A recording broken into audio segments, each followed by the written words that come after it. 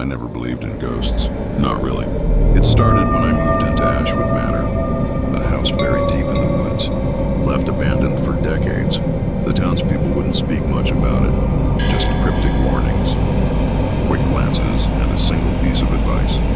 Don't stay after midnight. I should have listened. The house was silent. Too silent. The kind of silence that feels alive, pressing against your skin like unseen eyes watching from the dark.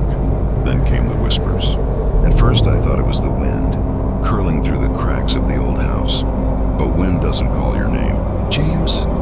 The voice was soft, almost a sigh. I froze, staring into the dimly lit hallway. The old wooden floors stretched ahead, empty. Yet I could feel something standing there, watching. The next morning I explored the house.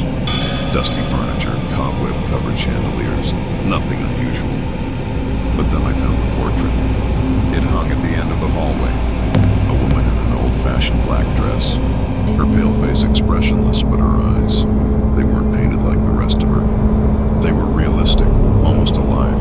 A small brass plaque beneath read, Eleanor Ashwood, 1876. I swear, when I turned away I heard a faint rustling, and when I looked back, her eyes weren't staring forward anymore. They were staring at me. That night I locked my bedroom door. I told myself it was just a trick of the light, an old painting warping with time. But then, at 3:13 a.m., I woke up. The sound was unmistakable. Scratch, scratch, scratch. Slow, deliberate, coming from the other side of my door. I held my breath. The room was cold, my breath visible in the air. I reached for my phone, the screen flashing to life. No signal. Then, the doorknob turned. I didn't move. I couldn't. The air in the room felt heavy, thick with something unseen. And then, just as suddenly as it started, it stopped. The next morning there were deep scratches on the wood, like nails had been dragged across it. I wanted to leave, but something kept me there, curiosity maybe, or something deeper, pulling me closer to the truth.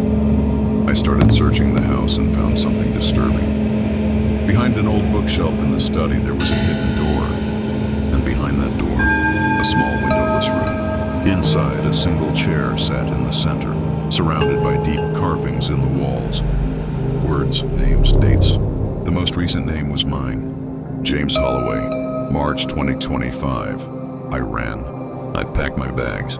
I didn't care about my belongings, I just needed to leave. As I stepped outside, an old woman from the village stood by the gate. "You saw her, didn't you?" she whispered. I hesitated. "Who?" "Eleanor," she murmured. She was trapped in that house, and now she's found a way out. I didn't ask what she meant. I didn't want to know. I left Ashwood Manor that night, but something tells me I didn't leave alone, because sometimes in the dead of night I still hear it, a whisper, calling my name,